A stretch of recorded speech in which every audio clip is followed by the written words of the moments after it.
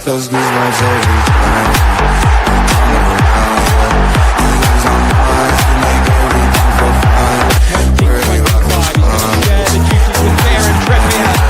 Newcastle United. I get those goosebumps every time. I need the high, throw that to the side. I get those goosebumps every time, yeah. When you're not around, when you throw that to the side. I get those goosebumps every time. Up the Mags. Yes, sir.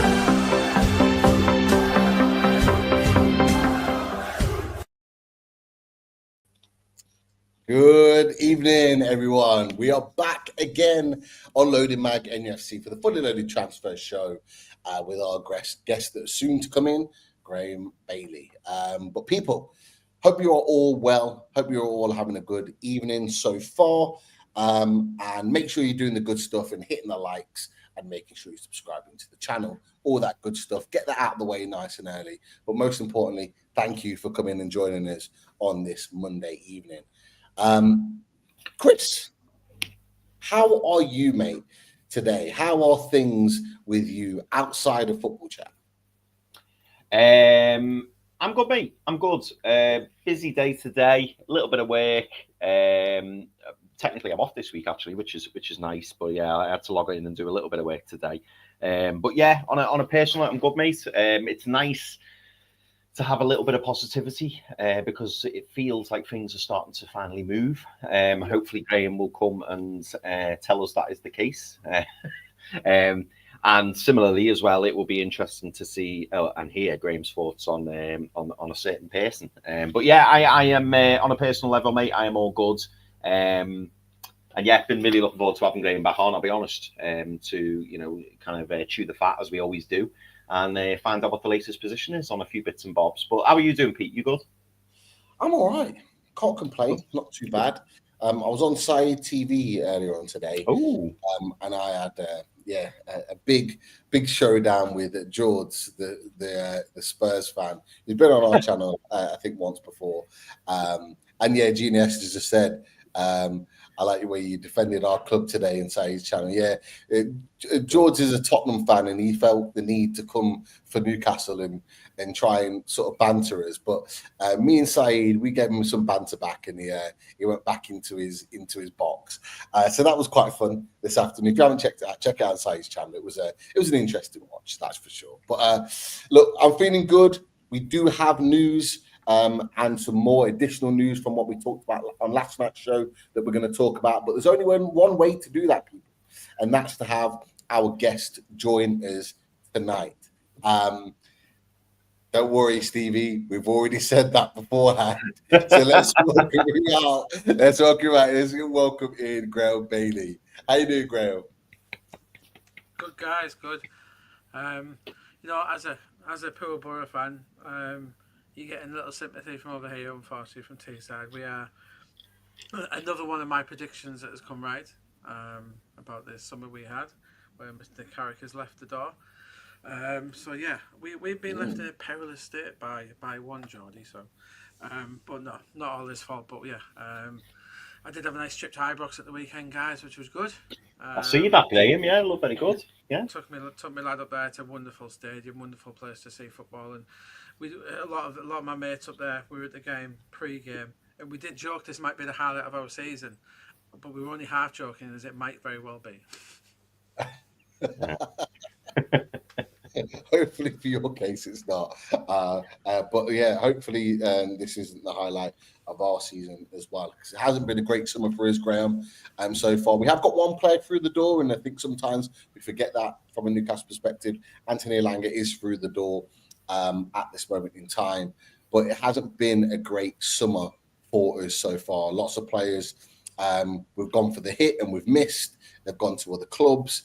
And of course, we've got the Alexander Isak situation, which we'll come back to in just a second. But the bit that I wanted to start with is the news that's actually come out today, Graeme, with regards to the goalkeeping situation, because we had the fact that we lost James Trafford to Man City, and lots of people sort of in the media, local journalists were reporting that they didn't believe that Newcastle would go in for a goalkeeper, having lost James Trafford.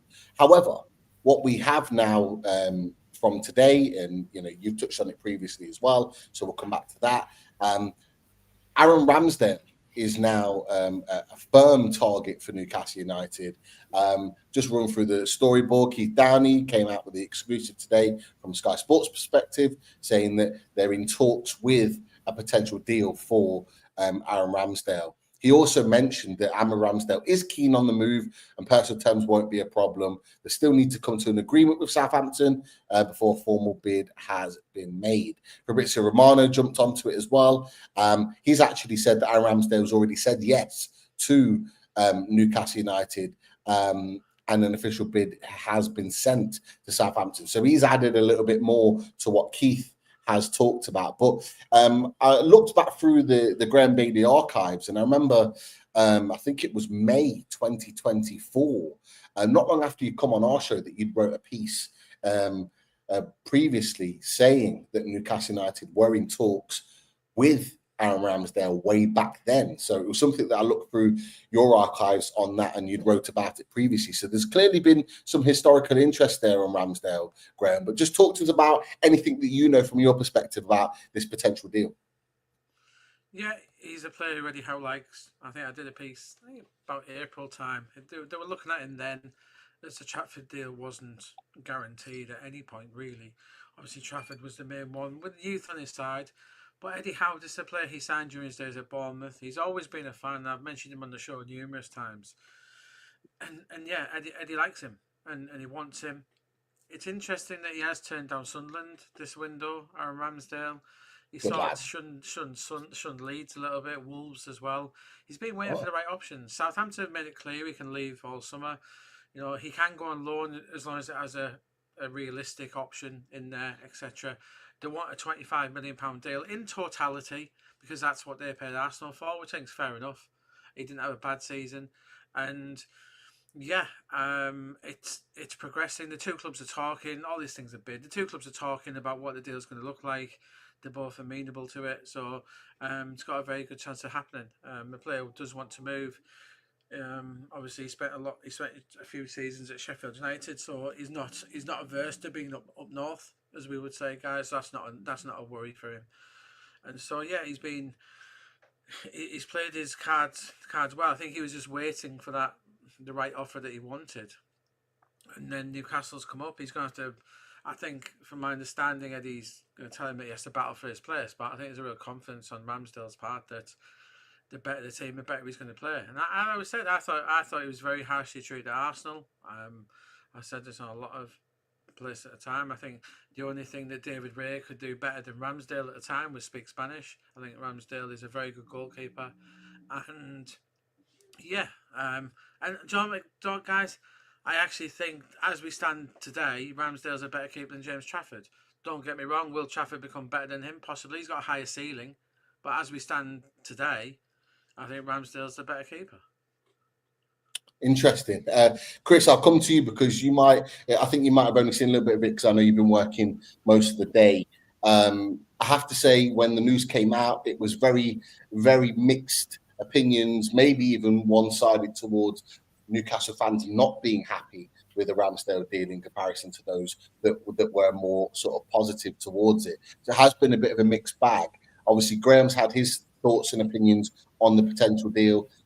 Graeme said a number of things that, to be fair, I'm in agreement with. But what's your thoughts on Aaron Ramsdale, Chris, with that news that's come out? We weren't expecting a goalkeeper link to come out, and it has. Yeah, do you know what? Somebody in the chat just earlier, I've just clicked through it. I think it might have been William Smith. Yeah, William Smith said, I called Ramsdale weeks ago. Such an easy call. And do you know what? I think he's right. It was funny because when I saw it flash up on my phone, I wasn't really surprised. Because, well, the only tell a lie. I was a little bit surprised because I said on the previous show, and I think you were in agreement as well, Pete, that like it kind of felt like we may have parked the goalkeeper link, because it felt like it was all or nothing with James Trafford, and then seemingly we've gone in here now for Aaron Ramsdale. And do you know what? I know there's a lot of fans out there saying, he's not good enough and, we should be aiming for higher and stuff like that. But for me, I do agree with what Graeme's just said in the sense that I think right here, right now, I think Aaron Ramsdale is probably ahead of James Trafford. I do believe that James Trafford will become a better goalkeeper than Aaron Ramsdale over time. But I don't think it's such a bad signing, particularly if it's on loan with an option, because ultimately Eddie Howe is not happy with the current cadre of goalkeepers that we have. I think that's clear. The fact that John Buddy was the second goalkeeper against Arsenal, I think that speaks volumes. Obviously Vlachodimos, Mark Gillespie. You can't have John Buddy as your number two. I appreciate Martin Dubravka wasn't with the squad, but we all believe that Martin Dubravka's on his way out anyway. So that would mean that John Buddy is our number two, and I just don't think going forward that's an option.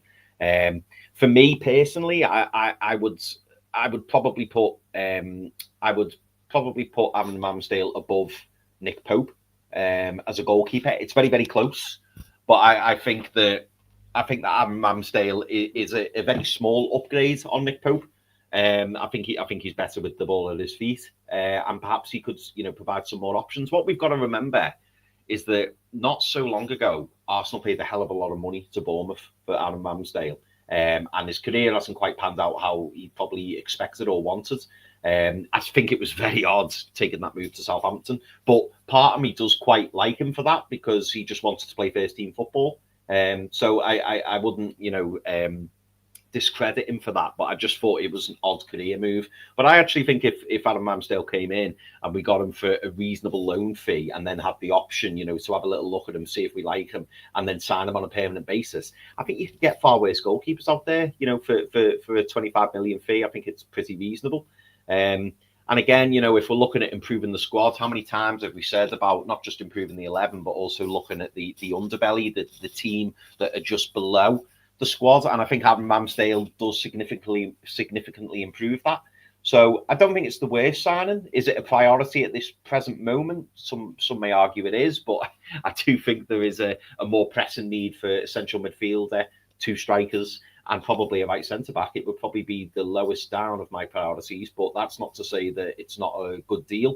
And I think if it's one that we can do, that we should, try and do that, because at the end of the day, if it doesn't work out, we can just send them back to Southampton, can't we? Because there is an option there rather than an obligation, if reports are to be believed. But yeah, I wasn't overly upset when I saw the rumours, and I think it would be a positive move if we were to bring him in. Yeah, it's look. Let's be honest with all Newcastle United fans right now. Like, would we have had Ramsdale in our sights as a potential signing this summer? Absolutely not. Like, we just wouldn't have. We had Trafford in there. There was other goalkeepers. Lucas Chevalier, who's on the verge of going to PSG, would have probably set our sights higher, or certainly more long term, as Graeme mentioned around the fact that Trafford in time could well be better and is more likely to be better than Ramsdale. But I'm looking at this situation, and I tweeted it out earlier, Chris, and you might have missed it. The one thing that I mentioned is I'm not surprised. I'm not surprised that Eddie's moved for it. I said to you, Chris, in our loaded chat, watching the last two games for Newcastle United, and you're talking to someone that's backed Nick Pope continuously. Yeah, I'm looking at Nick Pope's performances in the last two games, and I'm not surprised that Eddie Howe is action to make a move for a goalkeeper. I'm not surprised. The poor decision making, the poor ability on the ball. I mean, there was times in that game against Arsenal where he was pinging balls directly into players' faces and into their chests when they were already pressured by a player. Like, you can't take that type of goalkeeping with the ball at his feet into a Premier League season. You just can't. There's only so much you can take of that. Shot stopper, Nick Pope, top. But we need more than that. And it's very, very clear after those couple of games. And it's very clear now, the fact that Newcastle have actioned it when we didn't think that they were going for a goalkeeper. Now, going on to Aaron Ramsdale wouldn't be our first choice, but I can see why Eddie Howe's gone for him. And I run through it. I ran through this on the 12th Man chat, so I'll run through it with you guys. Number one, He's worked with Eddie Howe before, as we've talked about when he was at Bournemouth. So he signed him at Bournemouth. So he knows him. He knows how Eddie Howe wants to play. So that's already established there. A loan with an option to buy. There's no commitment there. Yes, we have to pay a fee for the loan, but it's more expensive than you pay to buy a goalkeeper permanently. Thirdly, he is significantly better. And I know people are saying, oh, he's not better than Dubravka, not better than Pope. He is. He is better than both because he can do the all-round game better. Don't hold on to the fact that he was in a relegation with like Sheffield United or Southampton. He was playing in poor teams. That's not down to him. He still had good games when he was playing for those teams. And, you know, he's much better with his feet. Eddie Howe is trying to progress this Newcastle United team being better with the ball at their feet and bringing the ball out of play. Aaron Ramsdale will help along to do that. Is he as good as James Trafford with the ball at his feet? No, he's not. But he's much, much better than the goalkeepers that we've got. So what we then do is we're able to evolve our game even more so. He's not a bad shot stopper either. He's not a bad shot stopper at all. And, you know, lastly, it gives us the opportunity to be able to test the waters. If he comes to us and turns people's heads and opinions and goes, actually, you know what? He's done all right for us. We've already got a level of commitment there to potentially sign him either straight up on a permanent, or if it doesn't work out and he isn't great and we've gone most of the season with Nick Pope, we can go, thank you very much, off you go. But what it does allow is two good goalkeepers to be fighting out with each other, and it gives Nick Pope a little bit of a kick up the arse because he's not playing well. He hasn't started preseason well, and it will give him a kick up the arse that he has to do things right if he wants to stay as number one goalkeeper. And every player needs to be pushed in this team. So I'm not saying he's a goalkeeper I'd have gone for. I'm not saying that he's the one that we should be jumping up and down for and be buzzing about. But you can see the reasons why that Eddie Howe has actioned the move for Aaron Ramsdale, and that's kind of where I am with it. But let's see if it materialises. Anything to add on that, Graeme, before we move on, mate? No, I think it's you know, obviously clearly Eddie wants to improve in that area. I think the options will be attainable. I don't think it'll be a pure just let him perform. May even be an obligation at some point, but that's what the talks are ongoing over now, you know. Yeah, definitely. So let's wait and see on that one. But the Aaron Ramsdale situation will continue on to that point. I imagine we'll see some movement on that in the next 24, 48 hours and see a movement go through with that potential deal. Chris, I think there was a super chat to go to. There absolutely was, mate, from Andy H. Andy H says, SESKO to Man United apparently depends on Anthony being bought by Al Nassr first. Surely our chairman will block this until we sign SESKO first. And you know what? This is an ongoing issue, this, isn't it? And it'd be interesting to get Graeme's thoughts on this because, you know, people were talking about the Club World Cup and the fact that PIF funded the Club World Cup, and you know, some PIF clubs are coming in and buying Premier League players for quite substantial figures, and obviously those Premier League clubs are our rivals. But what are your thoughts on that, Graeme? On that question? Yeah, not right. It's not true. In what sense? Manchester United and SESKO is a thing. They have talked to his people the last 48 hours. You'll be delighted to hear, guys. Newcastle are still further on with that. You know, they've always been interested, but no, Anthony. The problem with Anthony's had is he wants to go to Real Betis. It's nothing to do with that. And Manchester United, although they've got funds and stuff, if they really wanted to do a deal, they could do it whenever. To be fair, they've got funds in the background to facilitate that. So they do need to get rid of some players. Obviously, they've done it with Rashford. Sancho will be leaving, but Anthony.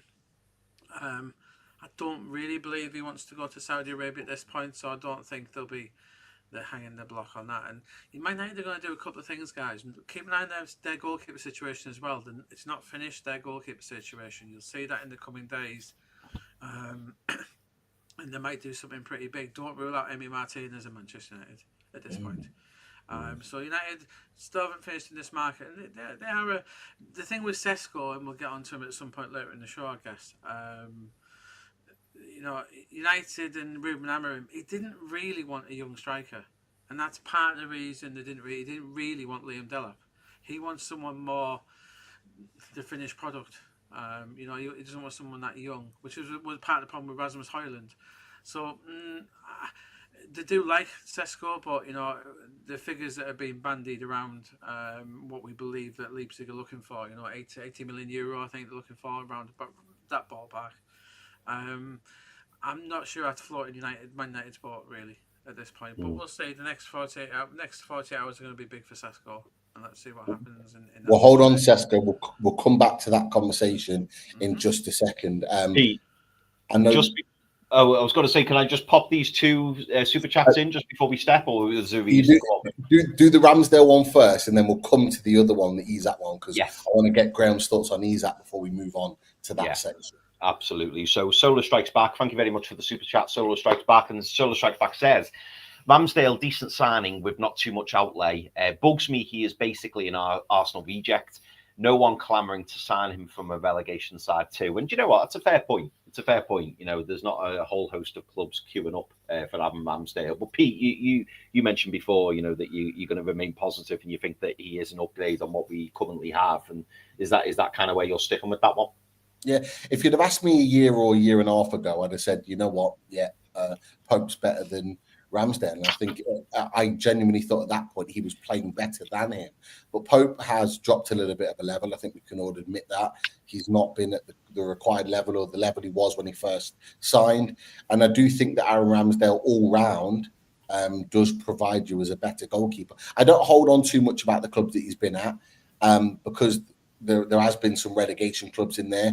But I look at what he did at Arsenal. Yes, he made a couple of mistakes, but he also had some absolutely outstanding games for Arsenal where he made some world-class saves to keep them in games when they were fighting at the top end of the table. So he's proved his worth. He's been in a title race in the last 2 or 3 years, and he's been a big part of that. So there is an element of that we need to remember too. It can't always be, he was at Southampton, they got relegated. He's had multiple relegations on his kind of CV. Well, even within those relegations, he had very, very good good games and good performances. So, put him in a team that's got a solid defence and the ability to play out the back. And I know Yano put a comment in, saying about, how can we play out the back when we're playing out to Burning Lascelles, who are not good on the ball. You're absolutely right. Centre back is a place where we need to action and make a signing or two. So you're right, Yano, but we've got good players, Botman, Shaw that can play out from the back, Trippier, Tino Livramento, Lewis Hall. We've got all these players that can play out from the back. So there are more positives to that than there are negatives. So I do hold on to that. But the other super chat, just hold on to that for a second, because Graeme, I know we're going to discuss this one next before we move on to SESKO, and it is Alexander Isak. Now, I do have to say that there's a few people in the chat and a few people that have tweeted out since we revealed that you were coming on the show tonight to say, actually, Graeme was right, because he did warn us in a previous show way back when. And back in November, you did write a piece to say that Alexander Isak was left shocked by Newcastle's stance over the contract situation. And funnily enough, it has proven to be one of a couple of reasons why Isak now is at the point where he wants to leave the club. Or other things that have transpired with the Luis Diaz deal going through to Bayern Munich. It looks like Liverpool are preparing a bid. This one's interesting. I want to come back to this one that Alex Crook mentioned, Graeme and Chris, on this. They remain interested in Alexander Isak, but they won't bid blindly and will only place a formal offer if there's encouragement from Newcastle United. Newcastle United have remained, their stance is that he's not for sale. There have been talks, or there will be talks scheduled between Liverpool and Newcastle, says Sasha Tavolieri. There's also Ben Jacobs had mentioned tonight, in fact, that whilst the window is open, Isak doesn't want to sign a new deal at Newcastle. I thought that little statement there was interesting, that come from Ben Jacobs. On top of that, Graeme, you've talked about it, that you understand the Newcastle hierarchy are split on whether they should allow Alexander Isak to leave the club this summer. Graeme, talk to us about, the historical element of Alexander Isak in the piece that you wrote in November, but also, in your opinion, where you see things right now with Alexander Isak. Well, this whole thing, and I said on the previous show that Newcastle have only got themselves to blame in this instance. And if we go back to 2 or 3 times when I was on the show around Easter time, guys, and Newcastle were in talks with Isak then. I know some of the local journalists said they weren't, but they were. They told them they were talking about a new deal, and it was progressing. And it got to the summer, and Newcastle did change the tune. Yes, Paul Mitchell came in, but as a club, they didn't think it was the right time. However, and this is a point that has been missed by a lot of the local journals as well. And I did say this at the time, that's why I wrote it, even though I was lambasted for that piece I did in November, because I came on your show just after, if you remember, guys. Anthony Gordon, all this thing about Isak, Newcastle weren't in a position to do the deal. Let's not forget, they handed a bumper new contract to Anthony Gordon in October last year. When they're telling Isak he's not getting a contract, Gordon, who wasn't due a new deal particularly, they handed a bumper new deal to Anthony Gordon. And I believe that was part of the whole thing anyway, because Isak's he's on less money now, I believe, than what Callum Wilson finished at Newcastle on. So he's on a good wage, but let's say that's the level he's at, guys. That's the level Isak's at. He's not in comparable terms to any of the top strikers in Europe. He's nowhere near. But Newcastle had the chance to do this last summer. They should have. And personally, I said, and I did that story in November, where's people unhappy. That's what I was told by good sources, obviously proven very good sources now, who told me that. And, there was, if you remember as well, there was quotes that came out from the Swedish camp that Isak had talked, and they were spanned both ways, if you remember. And you could take it either way. And obviously Newcastle thought it was a positive. I always thought, he's not confirming anything there, and it was always the other way, as it's transpired. And I think Isak had every right to be annoyed. I think he's seen that they've done a new deal for Gordon, they put his deal on the shelf, and at that point Hizbell said, right, fair enough, okay, well, that won't be forgotten, and it hasn't been. And I said, I think Newcastle at this point, Isak, as we alluded to previously on the last show, again I came on, guys, where again some of the local journals were insistent that contract talks weren't ongoing. I said there were, and obviously it's been confirmed since then that Eddie Howe met Isak's agent in June in this country, and nothing happened at that point. It's purely conjecture what happened during those talks, but it was clear that from that point on he wasn't going to sign a contract. I had my suspicions, guys. I could tell there wasn't any white smoke coming from the chimney at any point, was the guys. I thought that was a major worry from Newcastle's end, and that's how it's transpired. Yeah, Isak. It's been, I don't know who put it out there that he wants to earn £1,000 a week. I was told about it. I wrote a story about it. Don't think he was too enamoured with that, but yeah, and that's his market value, guys. And as I've reported, Newcastle are willing to break their wage budget to do it, but at the most, what are they going to go to? 200? But still some way off what he would want. And yeah, and I know on the previous shows as well, fans said, he's got 3 years left on his deal. It's not as simple as that. We know it isn't, and the player's unhappy. It's accelerated to a point. He's confirmed to him he wants to leave. He wants to look at other options. And what it's telling, guys, as well, if we think back to when Arsenal saw Isak as a dream signing, quite a few, about 6 months ago and before that, and Chelsea were in the market as well. And I did a story a few months ago, I think probably before last time I came on, guys, I did a story about him being Liverpool's dream signing. And there was inclinations at the time. Did Liverpool know something then? And I think they probably did. And they've had this lined up for a few months now. It's coming. Isak's doing his part. He's turned down the contract. He's let Newcastle know he wants to leave. Obviously, he hasn't made the trip to Asia.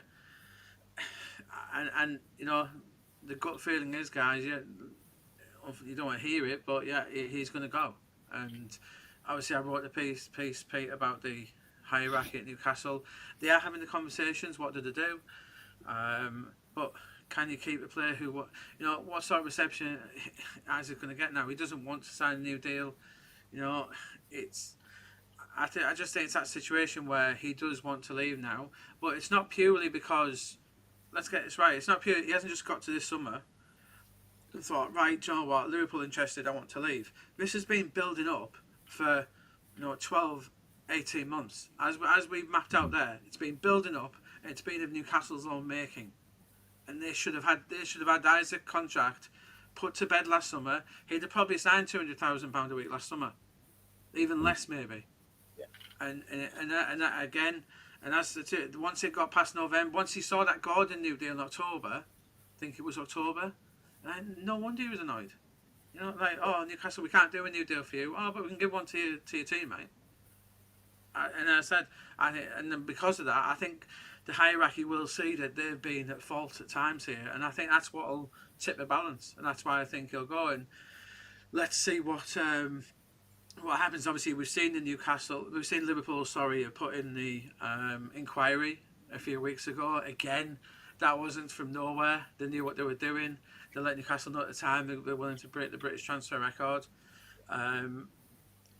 Again, we'll discuss possible fees, etc. I don't think it'll take 150. I think it'll take more than 120.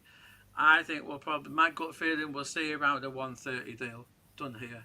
But I think Newcastle, they're in this situation now, and I think they took the position that they cannot pay what Isaac wants, and there has to be a limit to what you pay players. Because there's a knock-on effect to the Brunos, the Tonales, etc. You're willing to break the structure for the whole squad, and so and then the way this is being played out now, I think there's. As some of the colleagues in the press have said, that it's coming out in the squad. The squad believe he's going to leave now. It's only heading in one direction, guys. It really is. I don't believe that. That O'Ryan will make that decision to say you're staying no matter what. That's just not really how football works at times, as we know. And I think unfortunately for Newcastle he will leave, but it didn't have to come to this. And guys, I was banging this drum. I was saying over 12 months ago, get him signed up now. I said it then, and they should have done it. They should have done it. Chris, Pete, just before you come back, and I know a lot of people in the chat, Graeme, are saying that they're struggling to hear you. I mean, I can hear you fine, and I don't know if Pete, you're the same, but maybe it's a volume. I think I can hear you, Graeme, but the volume is a little bit lower than normal. But I can still hear you, what you're saying. It's just that I think it's a little bit lower than our volumes, Chris. I think that's what the issue was. I see. In the chat, but no, thanks for the chat for letting us know. Look, Chris, Graham's made some valid points. This could have been avoided. Now we've talked Isak a lot over the last couple of weeks or so. We even talked about him last night in a little bit more detail. Is there? I did think the information that came out from Ben Jacobs today, but in particular last night, I thought that was really interesting. I want to get your thoughts on this actually, with regards to Alex Cook. Ben Jacobs wrote it as well and talked about that they're not going to, that Liverpool aren't going to bid blindly and they're only going to wait for encouragement. We're already resigned to the fact that he's leaving. Why are they not, in your opinion, Chris? Why are they not just bidding for him? They know that he wants to go to the club. They know that he wants to go to Liverpool. They know, and it's been well reported, well documented, that they've got the money to sign him. Why are they waiting for our encouragement when we've been adamant that he's not for sale? Why is there a little bit of a standoff now? And does that change things for you in any way? I don't know. It's an interesting one, isn't it? It seems like this is the window where nobody actually bids for anyone. They just discuss bids. I mean, we heard Liverpool saying that, the 120 million offer was there and ready, but they hadn't actually bid. They were just letting us know that that's, a figure that they were looking at. And we've seen a lot from, the Newcastle side that, lots of discussions, and we first want to agree with the player, any player that we're targeting, and then the bid would go in after discussions. It feels like a new approach this window. I'm sure it probably isn't, but that's certainly how it feels particularly from a Newcastle perspective. Everything feels very cautious, and people have been talking about things like 4D chess and stuff like that. And I don't know whether it's gamesmanship. I don't know whether it's because, Liverpool don't want to appear, like they've missed out on a target. I mean, obviously they've had a fantastic window. They've got all the targets that they've gone for. They seem to have just come in, swooped, and got them straight away. Whether or not there's a little bit of hesitance, maybe they don't want to officially put a bid in for Alexander Isak, and Newcastle's just turn around and say, no, we're not going to accept it. Maybe they don't want it to appear like they've missed out on somebody. I don't know. Or maybe there's more at play that we're just not aware of. Maybe it's more the fact that Liverpool are hoping that Newcastle kind of show their hands, and then that will help them at the negotiation table, because they'll say, you approached us. We didn't ask to bid for Alexander Isak. You're telling us that you want to sell Alexander Isak, and that Alexander Isak wants to come here. So maybe they see it as a position of strength from their point of view. If Newcastle come with their begging bowl and say, oh, looks like we're going to have to sell Alexander Isak, and we've just spent, north of 100 million on Johan Visser and Benjamin SESKO. So can we sell you Alexander Isak, please? And all of a sudden, the narrative changes quite a bit. I don't know whether that's what they're trying to do. I'm not sure. My stance on it all, Pete, is that for me, and I discussed it very briefly pre-show with yourself and Graeme, for me, I don't think Newcastle United can let Alexander Isak go unless we bring in 2 strikers. Now, some people will say that that's impossible. Some people will say that Alexander Isak will leave regardless. But for me, if I was the owners, if I was Eddie Howe, if I was the management team, I would be saying that we can't let our star striker go with the season beginning in just over 2 weeks' time, and not have a replacement for Callum Wilson and a replacement for Alexander Isak. I mean, we've seen in the pre-season games against Celtic and against Arsenal, we started with Will Asula leading the line, and then Sean Neve coming on as a substitute. And that's just that, for a Champions League campaign and fighting on 3 domestic fronts in the Premier League, FA Cup and League Cup, that's just not good enough. And that's what concerns me. And I just wonder whether or not there's an agreement that can be made. I don't know if it's possible, where we turn around to Liverpool privately and say, listen, we'll consider a sale in January, we'll consider a sale next summer, but at the moment we cannot let Alexander Isak leave. What I found interesting about that article, Pete, and it'd be interesting to hear yours and Graeme's opinion on this. You flashed up an article before saying that Alexander Isak will not sign a new contract while this window is open. Now, doesn't that infer that Alexander Isak may sign a new contract once the window shuts? I don't know. Maybe it's putting 2 and 2 together. I'm not sure. But either way, I agree with what Graeme said in the sense that Alexander Isak, I mean, hindsight's a wonderful thing, isn't it? But, hindsight tells us that Alexander Isak should have had a new contract a long time ago. And from the sounds of things, particularly from Craig Hope's video, Alexander Isak was promised a new contract by Amanda Staveley and Mirdad Guendouzi. They then left the club. And then Paul Mitchell came in, looked at the 4 years remaining on the contract and went, nah, you're not going to get a new contract. And now we find ourselves, fast forward in a year, Paul Mitchell's gone out the door, and Alexander Isak's looking at his, I don't know, I'm making figures up now, is 100, 120 grand a week, and going, well, technically everybody's calling me the best striker in Europe, and I'm on buttons in comparison to what I should be on. So, I understand the frustration from Alexander Isak, and I do still hang on to that very slim hope in the fact that the only statement that's come out, which allegedly is a quote, is that Alexander Isak wants to explore other options. Do you know the thing, Graeme? I'm going to ask you this now before I forget. Does it surprise you at all that it's only Liverpool at the table, or do you think there's a reason for that? Because for me, if I was a PSG who seemingly need a striker, I know they've got Ousmane Dembele playing through the middle at the moment. They've got Goncalo Ramos. But if I'm PSG, I'm looking at this and going, 120 million, go and get one of Europe's best strikers. Barcelona, they've got Lewandowski, who's coming towards the end of his career. And I know people will say they haven't got any money, but they always seem to find money when they need to. And then the likes of Bayern Munich with Harry Kane. Why is it only Liverpool seemingly at the table? Or is there any glimmer of hope that somebody else could come in?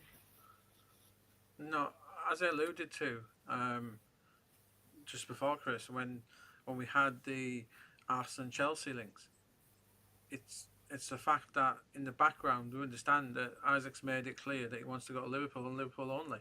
That's his dream move, Right. and that's what's transpired. In terms of the relationship, guys, don't forget Richard Hughes and Eddie Howe are very, very close. They are very good friends. Yeah. This will not get ultra messy because of the relationship those two men have. They're very professional.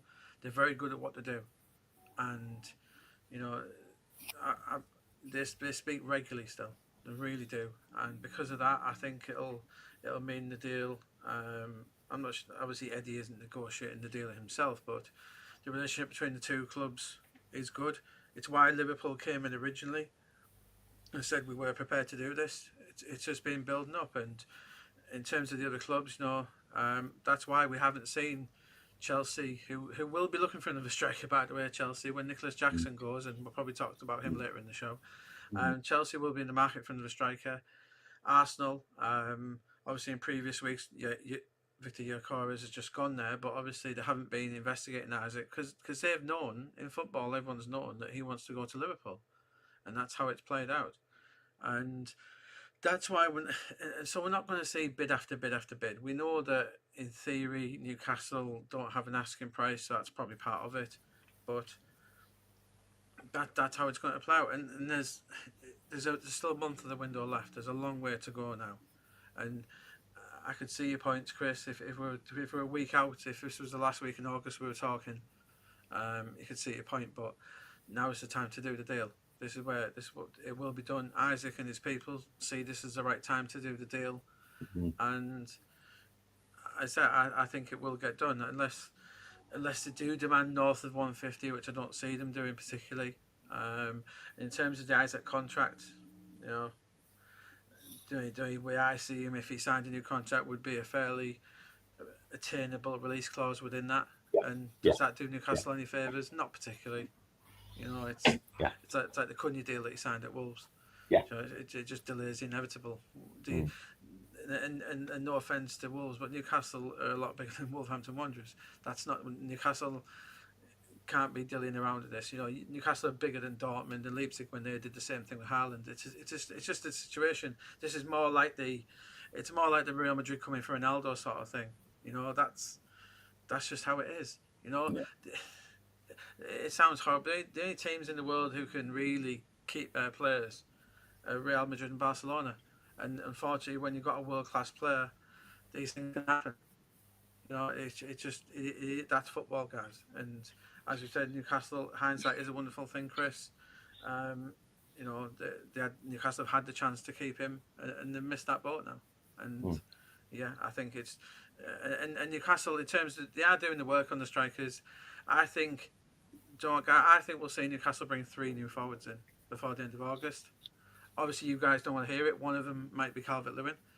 It's the third choice. But third choice, guys, is not the Isaac replacement. It'll be third choice. But I think the Newcastle finish the window with, a SESKO or Watkins plus Visa and Calvert-Lewin. I could see that playing out quite easily. Interesting, the 3 that you potentially mentioned there. And we'll kind of explore that in a little bit more detail. Benjamin SESKO, I know you touched on him a little bit earlier, but I just want to run through it again. He's a player that has been talked about a lot in the last week by multiple journalists, including yourself, Graeme, as well. But just a little run through of what we know. Fabrizio Romano said this was earlier on, to the back end of last week. He mentioned that this week would be really crucial in the future of Benjamin SESKO. We then heard from Philip Hines that Leipzig agreed or in a verbal agreement with a potential striker, Romulo, to come in to Leipzig. Fabrizio Romano said again that talks are ongoing. Philip Hines then mentioned again that we have now entered into negotiations with SESKO. Yourself, Graeme, had reported that Newcastle have then started engaging in talks to try and convince SESKO on the move to St James's Park. There's been lots of talk about presenting the project to him and hoping that he's interested in that one. Philip Hines, in addition to that, has then mentioned, and I know you touched on it as well, that not just Newcastle but Manchester United are also interested and potentially negotiating. Plattenberg, Florian Plattenberg has also mentioned something similar. There was talks this morning from Team Talk that an agreement had been reached. That's not true. Just to put that out there, that isn't the case unless Graeme tells us something a little bit different. And Jacobs reported that we are prepared to pay over £60 million for Benjamin Sesko, so we are willing to pay that.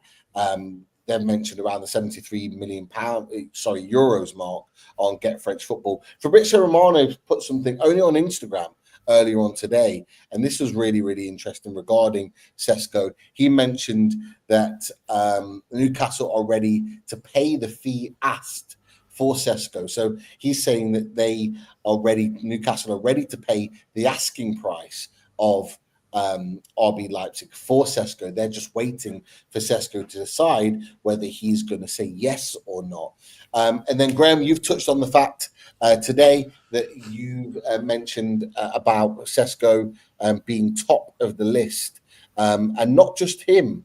You've mentioned a few of the names that you've mentioned already, including a player that we talked about, Chris, the other day, Lewis Openda, his striking partner, as a potential option for Newcastle United to be looking at in a bit more detail. And another player that hasn't been talked about enough, and Graeme, you might want to talk about this a little bit more. In that list of strikers, Ollie Watkins was mentioned ahead of Nicholas Jackson, but isn't really being talked about as much as an option. He was mentioned alongside Sesko and Wissa as the sort of the top three priorities, but it seems to be Nicholas Jackson that's being talked about more ahead of Ollie Watkins. Now, really interestingly, what you've just said, Graeme, before you come on to Sesko, is that you think there's a potential there for Newcastle to sign three attackers. You mentioned Sesko, Watkins, and Dominic Calvert-Lewin on a potential free. So, first of all, talk about Sesko, where you think this deal is at this moment in time, and then talk about sort of the potential options that are out there, mate. Yeah, obviously I think the other two will be Visa and Calvert-Lewin with a proper number 9. So it's not Sesko or Watkins, Sesko is one that, like, obviously I did that story as 2 weeks ago before this Isak situation even kicked off. I did the story about Sesko that Eddie Howard asked the recruitment team to do a bit of work on him, a bit more work on him, which I thought was telling at the time when I was told. Obviously, hindsight's a wonderful thing. I probably gone a bit harder and a bit more on it at the time, but he's a player that, like, Newcastle, there's options out there for them. Ollie Watkins is an interesting one. Aston Villa themselves are in for Nicholas Jackson. Again, a very interesting player with a high ceiling. I think people are very up and down, mixed opinions on Nicholas Jackson.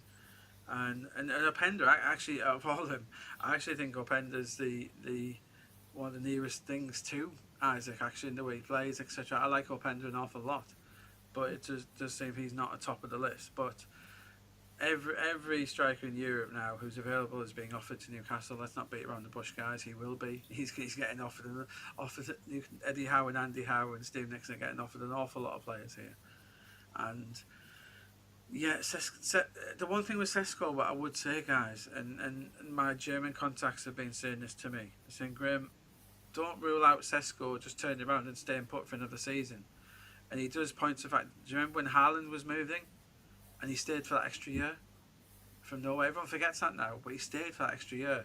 So don't rule out Sesko doing that either. I think that's part of it's not part of his thinking, is it Newcastle or is it Manchester United? He's thinking, should I stay with Leipzig for another season? It's a possibility that he's considering. So, yeah, but Newcastle, they're not all in for Sesko. It's not Sesko or nobody. They're doing work in the background on a lot of targets. And yeah, they will get at least one of them, probably get two of them, in my opinion, along with the Calvert-Lewin, who again isn't part of this conversation because he's a free agent and arguably could arrive in September, because he's a free agent. Yeah, Sesko is progressing, Manchester United, but Newcastle are the most advanced club for Sesko, and €80 million will get him. That will be club record. If I'm not, I did allude to that in the print. I think that's a club record, isn't it? Just slightly ahead of Alexander Isak. So Newcastle have told them they're willing to do that, is my understanding. And I said next 48 hours will be big for this. I'm not sure I see Man United pushing, but you can never rule Man United out of anything. They're a bit like Chelsea in the market. They've got such deep pockets, really, that you can't rule them out of anything. So let's see what happens in the next 48 hours and which way it goes. But Newcastle, it's not inconceivable that they do what Chris wants and they do get a striker in before Isak's departure is confirmed. You mentioned a really interesting point, actually, because speaking to a few Manchester United fans, there's a few out there that don't want SESKO, and they've been very adamant on that they don't want SESKO to be their striker signing.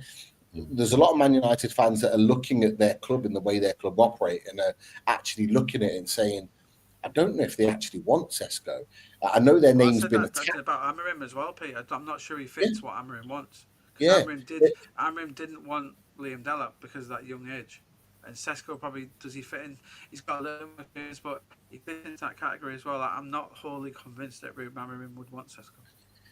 And what you're saying is exactly what I'm hearing from the Manchester United side of things, is that they're not convinced that the club are actually going for him. Their name are being put in there as a kind of way. It could well be just how we've been done for years. That their name's been attached to as almost kind of like a bargaining chip, like to get as much money out of the SESKO deal as possible. I'm not saying that's the case, but a lot of Manchester United side of things are saying that they don't, the way their club normally operate, they're looking at it and they're thinking they're not seeing the same signs that are being put out about Manchester United and SESKO, and that there's not that real desire to go out there. Last 48 hours, there has been contact with these people from United. But the desire is that was the key. I don't know.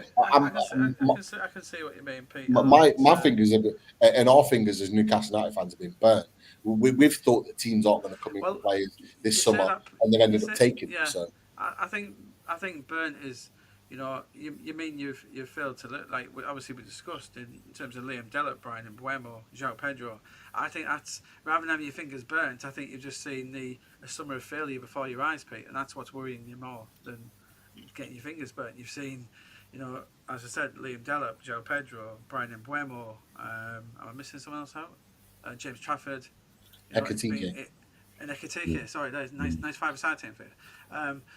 But I see your worries from that point of view. Yeah, and I can see, you guys, I can see you've got that VAR look about you. You don't want to get too excited until you see the green light.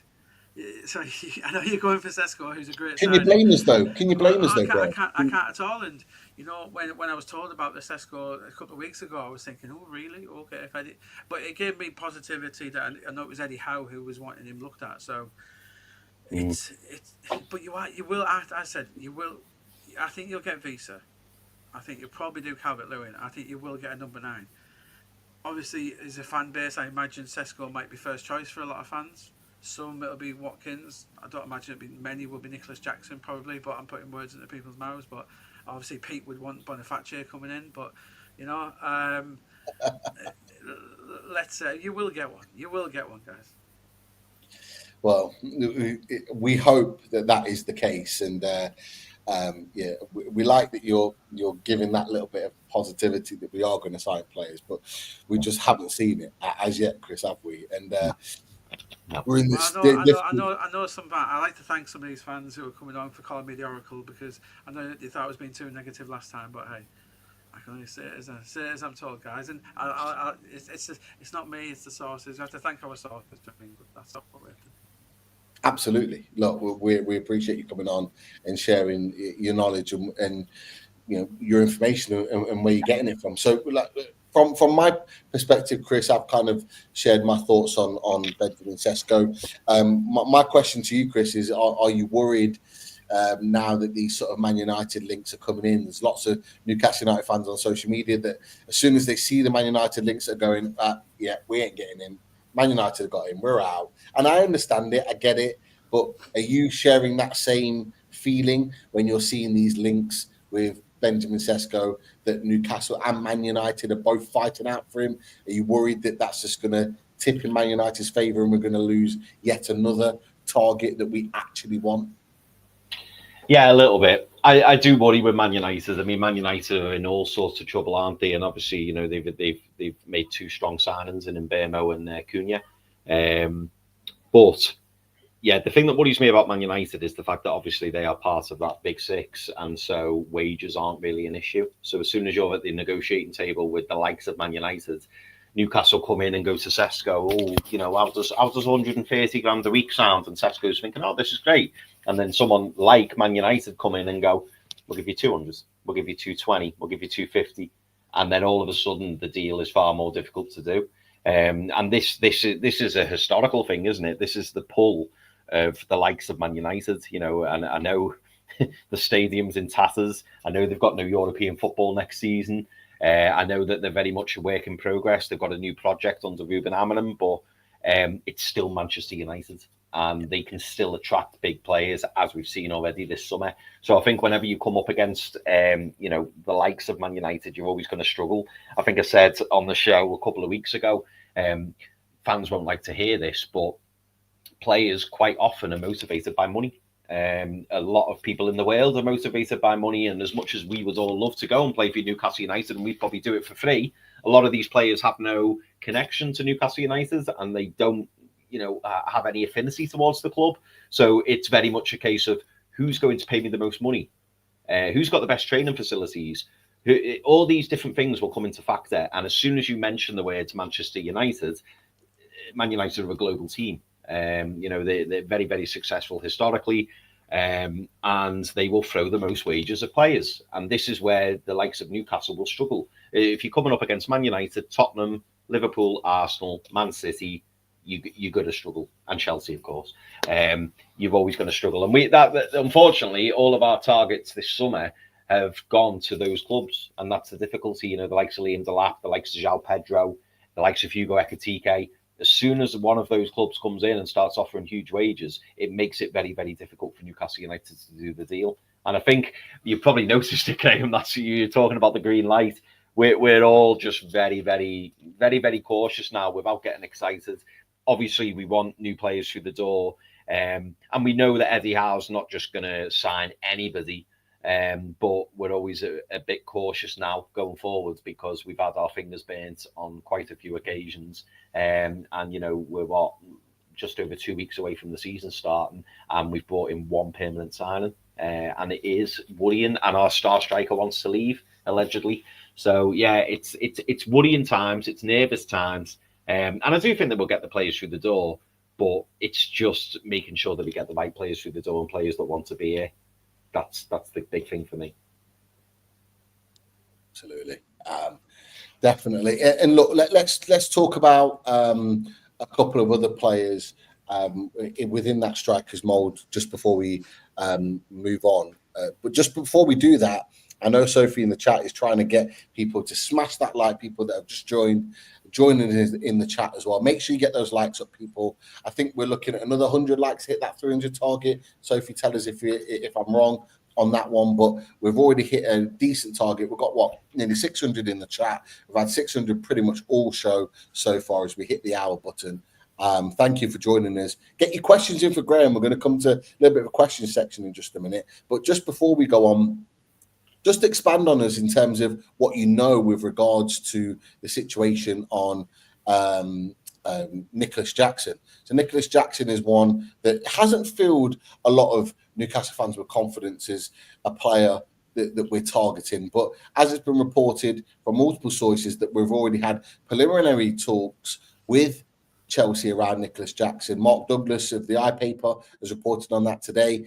Matt Law of the Telegraph has reported in his piece that Newcastle's interest is confirmed around him. What do you know with regards to the Nicholas Jackson situation? Is that really considered an Isak replacement? I know we've put SESKO as a potential Isak replacement, but is Nicholas Jackson in that bracket, or would you put him more as a Callum Wilson replacement, Graeme? I'd put him. No, he'd be an Isak replacement, Nicholas Jackson, especially what he would cost. Yeah, Who's frustrated with life at Chelsea. I've been reporting this for a good 6 to 8 weeks now about his situation, that Chelsea are willing to listen to offers now, especially when João Pedro came in, Liam Delap came in, literally took the number 9 shirt. And yeah, I'm a little bit biased towards Nicholas Jackson. I've never been his biggest fan, to be honest, but I think he's got a lot of positivities about him, a lot of upside. A lot of people like him an awful lot. The thing with him, I keep an eye on the one thing with Nicholas Jackson, keep an eye on Aston Villa. Unai Emery likes him a lot. I think I would make them favourites to land Nicholas Jackson in this window right now. A lot of things going on with Villa, Chelsea at the moment. Can I just ask you a little side question, Greg? Yeah. Why have Villa not signed anybody yet? I looked at a chart the other day and it had everyone who's signed, and we've only signed one player, but we've spent 55 million on Anthony Elanga. And I looked through the list, I was thinking, where's Villa? And Villa aren't on it because they haven't signed anybody. Like, well, why is that? And are they almost waiting for sales before they do their business? A little bit, a lot of in-outs to come at Villa. I mentioned Demi Martinez previously. There's stuff to happen around him, guys, still to come. There really is. They do there's talks with United about Alejandro Garnacho as well. I think there's a really good chance he ends up at Villa. So they are going to do bits, just moving these things around. Did they lose Morgan Rogers, who Chelsea like? And then Garnacho comes in, Ollie Watkins, who's wanted by Newcastle and United as well. I think the way this all plays out, if I'm being brutally honest, Pete, I think Villa sell Watkins to United to bring Jackson and Garnacho in. I think that's where Villa will be. And then Newcastle, and if it goes right for them, will bring SESKO in. That's how I see the dominoes falling a little bit, to be honest. So Villa are very happy about doing. Bukayo Kamara just signed a new deal. I did a piece on him today. He really impressed the likes of PSG during the Champions League, and they're watching him for the future. But keeping hold of someone like him, let's not forget, obviously, Villa went through a similar thing with Newcastle, where they lost Diaby and Douglas Luiz, 2 players who they really loved because of PSR. Obviously, they got through it, and Tielemans hit the ground running, and John Duran they had to sell as well. So, Villa have been through the mill as much as Newcastle have in a lot of ways in terms of having to get rid of players you didn't want to. So they will do a few bits, Villa. They will, but they just haven't. Yeah, they haven't got going yet, and still a month to go. But Villa fans need to trust in Monchi, and they do. He's a class operator, none better in world football than him. But so I think they will do bits, Pete. But yeah, in terms of going back to Nicholas Jackson, he's an interesting one. He is, but I do think he'll end up at Villa, Pete. Okay, interesting, very interesting. I think a lot of Newcastle fans are a little bit worried about that link coming towards Newcastle United, but the kind of the domino effect that you talked about absolutely makes sense. Lots of questions coming in for you, Graeme, but also a few super chats. So, Chris, I know there's a few super chats come in. So if we go to that first, and I think there might be some within the super chats that maybe Graeme can answer, and then we'll come to a few questions. Bring these in, Pete, so I get 10% of these, so keep bringing them in. Yeah.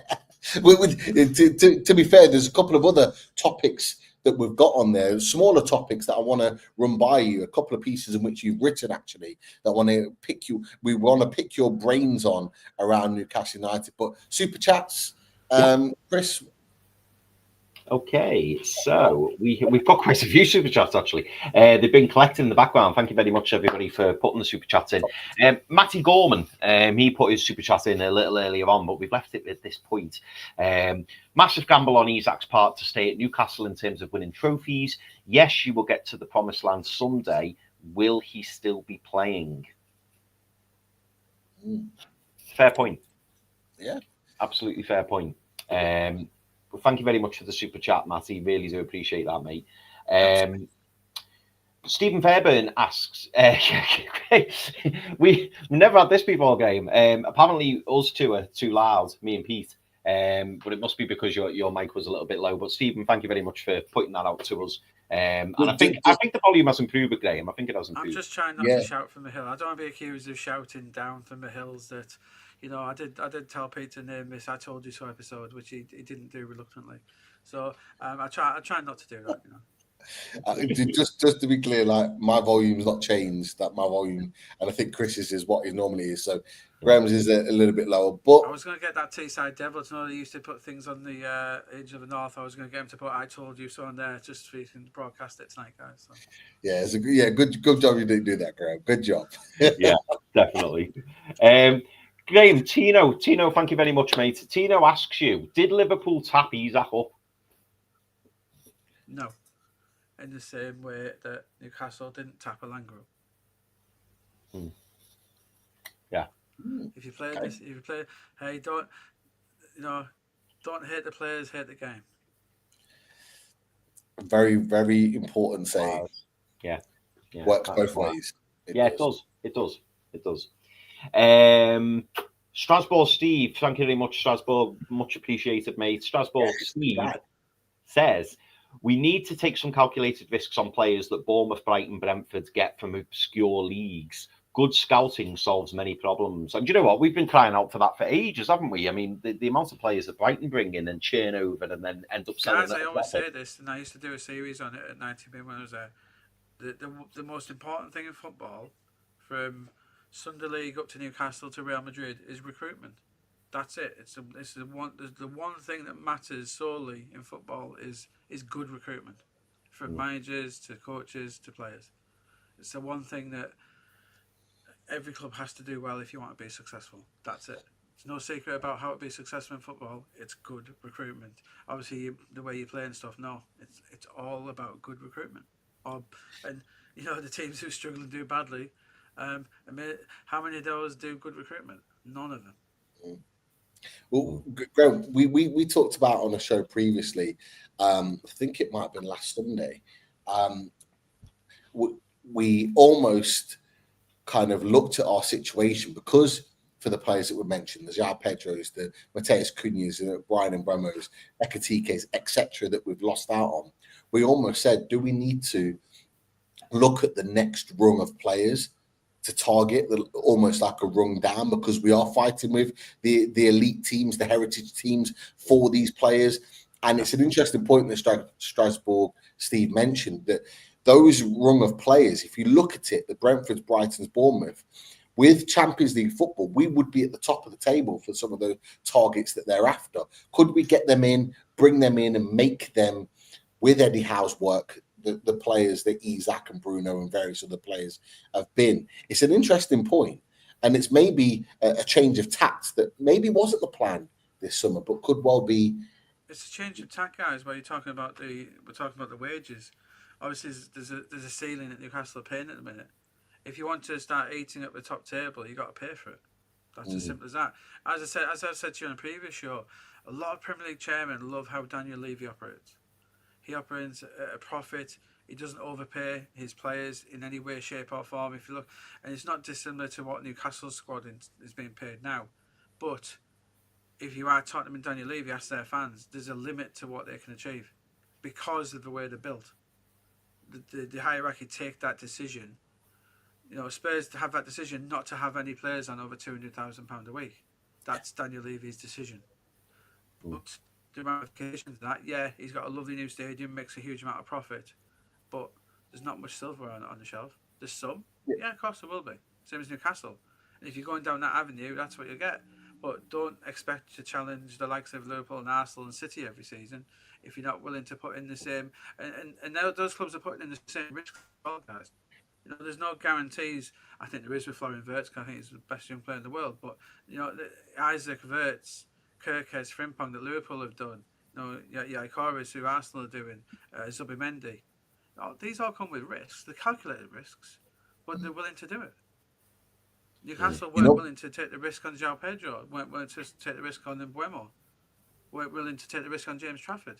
That's your choice. But that's why Newcastle are a bit of a crossroads at a club at the minute. They really are. If they build this big new stadium and everything, I ask a lot of Newcastle fans about maybe the new stadium project. Yeah, take a quick look at Tottenham. Big new stadium doesn't always mean success. It just means that you're selling out a lot of concerts and you've got the NFL playing there every other week. That doesn't translate all the time. And I think that's what Newcastle fans need to be wary of. You know, it's what do you want for your club? And it's a real, this whole situation. I know Isak does come back to this in terms of what you're paying him now, but obviously there's more to it than just paying his wages, as we've alluded to in the show. It goes back to last year when they didn't give him his contract, etc., etc. But Newcastle as a club are in that situation. They make that decision. Do they want to be a Manchester United, Man City, Liverpool, Arsenal, or do they want to be, you know, the best of the rest along with Aston Villa, etc.? I couldn't believe on a show I was on earlier on today that they put up, because we had a Tottenham fan on that show, they put up the wages of each player. Now it's not necessarily official, but it's a calculated guess on those wages, and I couldn't believe how low their wages were for some of the players. Like, I think Tottenham's wages. I've actually done a story today, Pete, actually, where it seems that Tottenham are willing, in theory, to break their ceiling for Rodrigo, maybe. But it does shock people that they don't have anyone over, you know, the 190s, and that's Son when he was at his best. Son. So, I think Son's on like 180 or 178. Yeah, around that. And obviously, and then they're getting rid of him. They're getting rid of him anyway. He's going to LA to hope. They hope anyway. Yeah. So but it's like if you look at the comparisons, I think Tottenham and Newcastle are very, very similar in that regard. I didn't realise how similar we were, Chris. We would assume they're considered top six, that they would have players over 200 grand and beyond, and they just don't. Like as Graeme just said, Son's the only one that's close to that, and Bruno's not far off Son's wage. So, like in terms of the parity, in terms of the highest wage earner, it's not that far away. And actually, a lot of their players are there's a significant amount of them that are below 100 grand a week. And there's the rumor of Target being on 100 grand a week, which I still refuse to believe. It. But when you've got a player like that that's earning 100 grand a week, that's not even a first team player, it just makes you baffled, like why that player is still, you know, at the club. We should be trying to move him on as quickly as we possibly can. That probably tells you why you can't move him on, Pete. Well, yeah, it does. But like, I'm just in my mind, I'm just thinking like we need to clear the decks of that type of player. But yeah, you're right. It is very, very difficult. We've got off topic there, but I just wanted to bring it up because I just thought it was really, really interesting. Yeah. Any others before we come to some questions? Yeah, so we've got a few more super chats. Big Tank 9401, thank you very much, mate. Even if Man United were to get relegated, they'd still get good players. That's where I'm at this point. We've got to put up the money to get the guys in, and that, you know, that's been a frustration for the whole window, isn't it? Because, and from our point of view, Graeme, and I'm sure that this isn't necessarily the case every time, but it feels like, you know, we go in for a player and they're 50 million. And then we go, oh, here's 30 million. And then, Newcastle are considering their options. The deal's been rejected. Newcastle are considering their values, and can that be denigrated? No, but it's you know, Newcastle fans need to know where you are. You know, it's you've had the success of the League Cup, and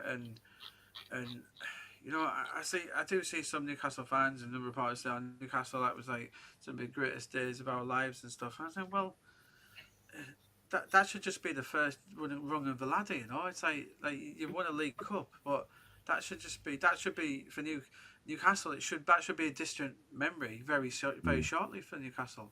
You know, win the League Cup. No, I've seen my team do it. Win the League Cup is great, but for Newcastle, that should just be within 10 years. That should be a side note. Like in 10 years' time, when we're on the show, guys, you'll be saying, "Oh, I remember when we won that Tin Pot Cup 10 years ago." That should be a side note for Newcastle. It shouldn't be something that you remember for the rest of your lives. Yes, it was great, and you were there when you won your first trophy this century. But you know, Newcastle are in this to surely be in the Premier League. That's I've always said that. That's why, you know, Newcastle need to, in my opinion, they need to be paying Isak £300,000 a week. They need to do that. That's as simple as that. And if you're not willing to pay Isak £300,000 a week, then sell him, because you may as well sell him. What's the point? Yeah, no, I see what you mean. Graeme. And then the last super chat we've got here from Big Tank. Has everyone talked about Ramsdale Fort? Big Tank, have a little rewind. At the very, very start of the show, that was the first topic that we discussed. So have a little rewind, mate, and we will, you'll hear us all. It's what we were talking about when Pete was avoiding talking about Isak. We were talking about Ramsdale. I knew he wanted to go to Isak straight away. I could tell Graeme was like, How have we not gone to Isak? But yeah, we just needed. I think we just needed It sort of was good. It was good business. It was good PR. You know, in the supermarket, you put all the good stuff at the back. Let them get in there first. There you go. You got to build into it. You can't just go straight to the good stuff straight away. It's like what you're told when you're a kid: is that you got to eat your veg first. You eat the stuff that you don't like first. You get that, and then you get the good stuff at the end, and you enjoy it even more. That's the key. There is one other super chat, and I'm going to bring it up, Chris. Yeah, just because he is a friend of the channel, and it actually links to a point that I was going to bring up to you, Graeme, on a piece that you've written. So big thanks to the Mancunian Way, Martin, for your super chat. Sorry to ask this, Pete. Please forgive. Can I ask Graeme an update on Livramento to Man City? And just before you answer that, I was going to come to a piece that you'd written to say that TBR Football understands that that Man City have made a fresh move for Tino Livramento, but Newcastle remain intent not to sell him. Is that still the case? How do you see that? And there has been rumblings of a new contract at Newcastle United. Is that part of the discussion as well? What are your thoughts on that? Thank you, Martin. Yeah, even though you spelled my name wrong, I will answer it. Tino Livramento is an interesting one. He's had a fabulous summer. He was brilliant with England. And Man City, you keep knocking at the door, keep trying. They want that right back. And I guess if you don't ask, you don't get is the thing, you know. Newcastle don't have any intention of selling him. They really don't. And yeah, it does look like a new deal at Newcastle is being discussed. And it wouldn't surprise me if he gets a new deal before the end of August. It really wouldn't surprise me at all. You know, it's just one of those things. You know, you can see both sides of it. If Man City need a right back, why wouldn't you ask about Tino Livramento? Newcastle are saying no, I'm going to give him a new deal. That's how it is. And obviously, I've asked him, did Man City think there's an opportunity there? Quite clearly, they do, but doesn't mean Newcastle have to let him go. I don't think Newcastle will let him go, but a new deal possibly will be required to keep, not to keep him because obviously he's under contract, but to keep him happy. Yeah, that's what you do. These things. It's one of these things. If you'd had Livermento's going to get a new deal because he's played really well and earned it. Yeah. Well, if you'd done the same with Alexander Isak, we wouldn't be having that conversation, would we? Yeah. And I think Newcastle have the one things you can take from this guys is Newcastle are obviously learning a lesson. Yeah, maybe. Well, yeah, we bloody hope they are because we do not want to lose Tino Livramento at all. And we've talked about it earlier on in the season. Myself, Chris, Daz, we were very adamant Tino is not for sale.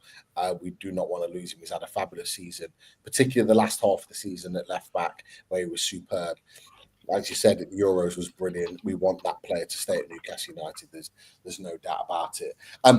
Look, I'm going to ask this, Chris, but before we come to the questions, just because I've noticed a lot of people asking the same question, and it was a topic that we briefly touched on at the end, right at the end of our show last night. Pete, I know what you're going to say. I know what you're going to say. We need this. We do need it, and a lot of people are getting not excited, but a little bit intrigued on this situation. And it's this that was put out by the Mail, and it was put out by West Ham Central, that a potential bid around 30 million, some reports even saying 25 million, could get Lucas Paqueta out the club. It seems like West Ham do need to sell. Now, just to be clear, for fans that are watching the show and maybe watching it back, with the betting scandal that was over his head, that seems to be cleared now. He seems to have been sort of acquitted, and it seems to be washed away, that particular issue, and he's not been found guilty of any sort of betting issue. So he is in the clear as it stands right now. I think we're waiting on confirmation on that, but it's looking like that's going to be the case. So he could be available for around 25 to 30 million. Graeme, I know it's a player that you've mentioned before, maybe just to us three on Loaded outside of the live show around Lucas Paqueta way back when. Is there a possibility that Newcastle United may revisit this? You maybe remember that he was seen on Tyneside wearing a Newcastle shirt. Everyone thought he was going to sign for Newcastle before he went to West Ham. Could that be looked at potentially with that sort of fee? Is there a possibility? Have you even heard anything? I don't know. I'm just asking you outright. Obviously, I know Lucas Paqueta's camp very well. I've done a lot of stories about him. He is due to be cleared by the FA Commission. If you look back, I've done an awful lot of pieces on him. I did ask the question about Newcastle in the last 48 hours to Lucas Paqueta's people, and was told that there is no Newcastle interest in Lucas Paqueta at all at this moment in time. He's not available for half the price. He's available for less than the 80 million that Man City agreed in 2023, slightly less, but he's still 27 at peak powers. But yeah, that's a Newcastle question, and was told that Newcastle obviously like him as a player, but there isn't any interest in signing him at this moment in time. So unfortunately for you guys, I know you're getting a bit excited, but you can put that one to bed. I'm going to hold on to the fact that you said yet. I'm just going to hold on to that. You said there's no interest. But Pete, where's Lucas Paqueta? I think would be a viable target for. Where would he play? Well, that's an interesting point, and we've discussed this on the channel as well. In that we have a fantastic midfield three of Joe Linton, Sandro Tonali, and Bruno, but outside of that midfield three, we don't have great options. We've got Lewis Miley that's up and coming. There's a lot of Newcastle fans that have the opinion of Joe Willock that he's just not doing the business. He's not playing well at the moment.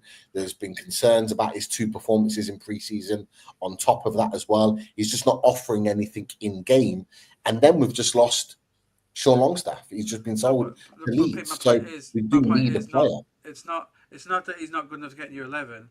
Goodness knows Paqueta walks into your 11 because he's that good. I think he is. I think he's an amazing player. But you'd have to change your system. You don't play number 10 at the minute. No. So I don't think there's. It doesn't really look as if Eddie's going to change that style. As I've been banging this drum, as you know, for you guys for the last 2 years. I think you're missing that number 10 in the squad. Yeah. Someone to come and change the game. I had that opinion. The first game, I had that opinion when I saw it was the first game of the season against Forest. Was it 2 years ago? When Fabian Schär smashed that one in from 25, 30 yards. We were there, Graeme. We were in the stadium. We were there. But that was because you couldn't break them down. The only way you could break them down was a 30-yard from the centre half. You were missing number 10 on that day. And I still think you have been ever since. But yeah, Lucas Paqueta, he's a wonderful player. I think he'd be a great signing. I'm sure Bruno would bang the drum to have him in into the midfield next to him. I think he'd slot in there. I would have him in there. But yeah, from what I'm told, as of today, there's been no interest from Newcastle side, according to Paqueta's people I've spoken to. No interest from Newcastle's point of view as of today. What I will say, just really quick, what I will say really quickly on that, with regards to it, everything you've said is absolutely right. We've even recognised as fans that we need someone that could play in that number 10 to bridge the gap between the striker and the midfield. We've talked about that continuously on this channel, particularly during this summer.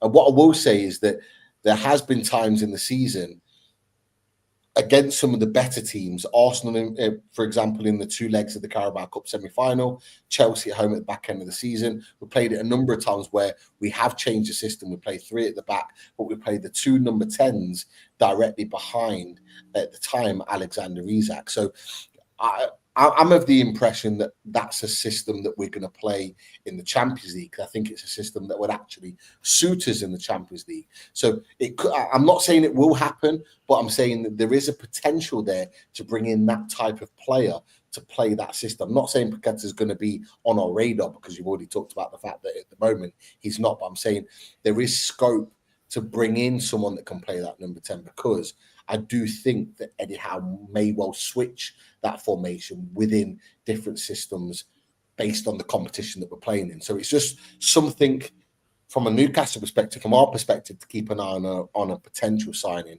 from that perspective. But we hope the Paqueta situation changes. But at the moment, you're telling us that it's not, which is absolutely fine.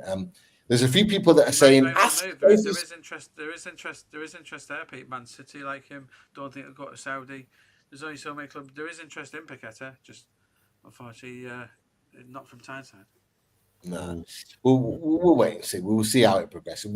We may not go in from at this point. But Chris, people are saying, ask Sophie's question. I don't know what that question is, but there are a few questions. I'm going to put a time limit of sort of 5 minutes of questions for Graeme before we wrap up the show and come to the end. So I've got a really good question for Graeme, actually. Pete's it leads nicely. Pete's got Love Island to watch in less than an hour's time. Of course, I'm not even going to deny the fact that I'm a Love Island fan. However, I am currently watching on Netflix, I know we're going off topic here, a series called Untamed with Eric Bana. If you know Eric Bana, is a brilliant actor. It's called Untamed. It's just been added to Netflix. And we're currently, I think it's 6. Yeah, it's 6 episodes long with 3 episodes in, me and the missus. It is brilliant. Oh, okay. It's a must watch. So yes, we've gone off topic there with TV series, but Untamed is going to be watched tonight along with, of course, Love Island. But less of that. Let's move on to the questions. Come on. Well, this was a question I've been dying to ask Graeme, and it's quite fitting given the conversation we just had. And Genius Divine Aldam asked you, Graeme, have you heard anything about potential midfield signings? Because you probably heard us say before, Graeme, obviously we've lost Sean Longstaff, we've lost Callum Wilson, and for us as Newcastle United fans, we're looking at 2 strikers, we're looking at a central midfielder, and we're looking at a right centre back. Now, obviously, we're hearing today about Ramsdale in goal as well, and really, in an ideal world, it would have been those 5, plus obviously Anthony Elanga, which is the right winger that we were desperate for.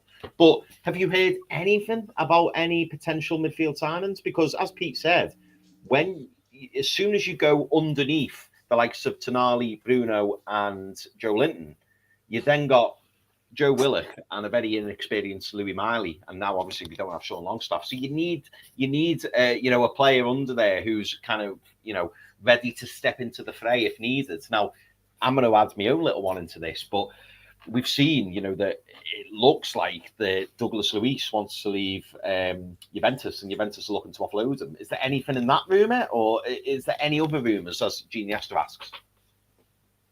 Douglas Luiz does want to leave Juventus. There is interest at the board with Everton at the front of the queue for him. Haven't heard anything from Newcastle on that, to be honest. So, yeah, I like Douglas Luiz, but yeah, he's going to play. Everton are leading that chase at the moment. It's interesting. Over the last few months, I've heard quite a few midfielders with Newcastle, and the one who kept on coming up, which a really interesting one, was the Brazilian at Atalanta, Edison, who's a massive PIF target. And I'm surprised we haven't brought it up yet. I did do a piece about Joe Linton a few months ago in Saudi, because I was told during conversations that there was taking place at the PIF level in Saudi that they got wind that Newcastle had been watching Edison along with Scalvini. Newcastle watched Atalanta quite a lot. Why wouldn't you? It was put because Edison is a big target for Al Hilal, or has been massive target for them, and it was put to people at Newcastle, possibly at Joe Linton could be a target for the Pro League, and again, why wouldn't he be? But there's a bit of interest, and as you say, Chris, it's at what level of player do you go for? If you go for someone like Edison at Atalanta, then you're bringing him in to be first choice. He's not coming in to play backup. Yeah. And then if you did bring Edison in, which one? If you think about it, so I'd like to play devil's advocate here, guys. You bring Edison or Paqueta, as Pete was pointing out. You bring Edison or Paqueta in, and I already know the answer to this, guys. I'm not being sarcastic. Which one of the 3 drops out of that midfield? Which one of the 3 is lesser than the other 2? Let's have a quick 30 seconds to think about it. You've been waiting for this. But yeah, but you're right. It's a no-brainer in terms of that. If I'm taking a player out of that team, it's definitely not Sandro Tonali, and it's definitely not Bruno Guimaraes. That's just my opinion on that. And it's just an interesting one that's being played out there. So, like, obviously, I've been told Newcastle it's just in conversation that happened. Probably think, well, if you're looking to sign Edison, does that mean that? And not that they'd be looking to move Joe Linton on, because actually, do you know what? I think Joe Linton would be that brilliant not a lot of fans won't want to hear this, but if he was that fourth choice, he could play left wing, he can play right wing, he's that ultimate squad player. He's that player who he could even play centre. He could literally even play centre forward. He could literally play 4 different positions for Newcastle. Yeah. He's the ultimate dream for a manager. So if you did bring an Edison in, yeah, that's great. So them 3 playing there, for instance, and then maybe Barnes or Gordon gets injured, Joe Linton can go there. He could play right. He could some games play up top. It's an interesting conversation. I think it's one where although he might drop out of the 3. Would he then become the ultimate squad player? I don't think it's a million miles away. No, and to be fair, Graeme, as well, I don't get the. I could be wrong, but I don't get the impression that someone like Joe Linton would agitate to leave. Like, I think he would be quite happy to be in and amongst the squads as long as he was getting regular time in terms of getting his sub appearances. Like you say, possibly playing left wing. He'd be that squad player, but he'd probably play 40 games a season. Yeah, I see what you mean. He's not going to be a Matt Target, and you only see him in the stand now and then. He's going to be literally playing an active squad player. Yeah, exactly. And that's where. And if Newcastle want to get to the next level, that's what we need. And obviously, I know you guys think that Joe Linton's like the next Maradona, but do you know what I mean? He's not even the best Brazilian to play in the North East. We know that's Emerson off my shoulder. He's not. He couldn't lace. Joe Linton couldn't lace Emerson's boots, but that aside, don't start. You've been nice tonight. You've been nice to us. That boy was special. That boy up there was special. Oh, he was quality. Yeah. So no, but I just think that Newcastle do need to. It's like what they do with the goalkeepers. They come and you know what Newcastle need to do. To me, is what Liverpool have done. Liverpool have won the title, and now they're going to have arguably the greatest window in Premier League history. They're bringing in Wirtz, they're bringing in Isak, they're bringing in Kirkes and Frimpong, and they've done it when they've won the title. You have to do it when you're good. Newcastle fans, you won't. So bring in Edison or a Paqueta in now to improve the team. Do it now. This is when you should be doing it. Right. Yeah. Just before we come on to the next question, 50 more likes before we get to that 300. Sophie just put it on there. Let's get those 57 likes up really, really quickly. Thank you for joining us. It's been a great chat with Graeme. We're just answering a few questions or posing a few questions to Graeme as we start to wrap up the show. Just really quickly, a couple of really real quick updates. One from Liam Kennedy, friend of the channel. Martin Dubravka to be allowed to leave Newcastle United if Ramsdale deal is concluded. Club also working on getting Odyssey's Vlachodimos loan exit. And Chris, you talked about that earlier really quickly on this, is that I thought it was really interesting. I tweeted out, a message to the Mags Down South chat, and I put it in there whilst we're watching the Arsenal game because it was really telling that John Ruddy came onto the pitch in goal instead of Vlachodimos. It's very clear that Eddie Howe doesn't want him anywhere near Newcastle United. And the last point on this is that our chairman has been pictured in the UK spotting a game of golf, which I've not played so far this summer. So I need to get on the golf course very soon.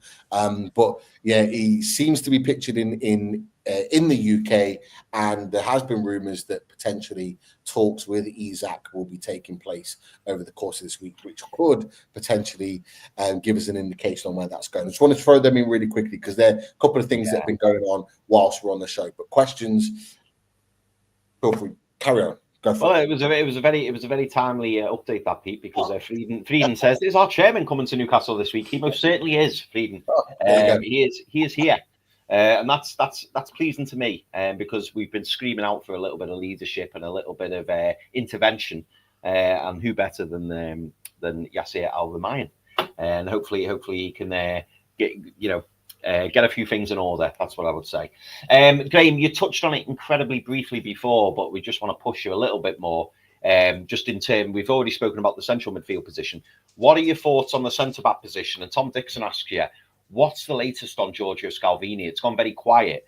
And also, as at the end of this game, who or you can name a couple of players if you want, but who do you think Newcastle will be most likely to go for? Because we do believe that Newcastle really prioritise that right centre-back position, because we know that Fabian Schär's not getting any younger. Jamal Lascelles is coming back, but I would see him very much as fifth choice. So who do you think that Newcastle will be targeting, and do you think Scalvini's still on the agenda? Scalvini is on the agenda. He's we know, as I've alluded to, Newcastle watched Atalanta quite a lot recently in the last year. You know, Newcastle have done the work on him. He's been carrying a few injuries recently in the last 12 months. He hasn't played. I think he had a serious, it was a knee or something injury, but then he hurt his shoulder, I think it was. They do like him an awful lot. He won't be cheap. There's lots of options out there. You know, Ordonez, the boy at the Ecuadorian at Bruges, you know, Antonio Silva's available at Benfica. There's an awful lot of options out there for them. You know, did they go young? You know, did they look at a Charlie Cresswell, under 21 defender, Howard Bellis, someone like that? I think all the options have been considered. It wouldn't surprise me if they went for a Cresswell or a Howard Bellis, to be honest. We've seen Matt Gay, he's not an option now really, because I think Gay will go on a free transfer next summer. But Newcastle do need that centre half to do. But there's a few, there is options out there. I think they'll go. Will they go for a young one? Maybe, like, I see someone like Howard Bellis and think, you know, that's mixing off when our boxes, England International available. You know, we're talking at Southampton now about Ramsdale. Have they asked about Howard Bellis? Wouldn't surprise me. You know, there's someone like a Nathan Collins, but I don't think they'll bring another left footer in, to be honest. With Byrne and Botman being there. So yeah, the centre half is a thing. I think they should have had that done by now. I think they should have had him done before now, because Strasbourg, Steve mentioned, unlike the striker situation, it was one that coming out of summer you already needed that, and so they will bring one in. They will get one. Strasbourg, Steve mentioned a player that we've talked about on the channel before, and it's a centre back from Club Bruges, Joel Ordonez. They mentioned talented young centre back. I'm not saying he's been linked recently, because he hasn't, but as a player who was linked previously, could well be. He does have English interest. That's fair to say. Okay. Interesting. Graeme, I've got a few more questions. I'm going to try and whiz through them, and I've got my own question for you at the end, which we always ask you, and I know we put you on the spot. But is there any interest in Matt Targett, Graeme? Please. I think Matt Targett's a lovely guy, and I don't see why. He is. There's a lot of problems at Newcastle United, and Matt Targett isn't in the top 20. So no, true. I think true. And so there is interest in him. There's a few. Eddie Howe, listen, you guys preach from the mount of Saint Eddie, and in Eddie we trust, and Eddie Howe trusts Matt Targett. So why can't you guys trust him? But there's a bit of interest there. So you know, there is some interest. He might go, but as I said, there's a lot going on at Newcastle United, and I would hope, as fans, you would hope that they're not focusing on Matt Targett at the minute.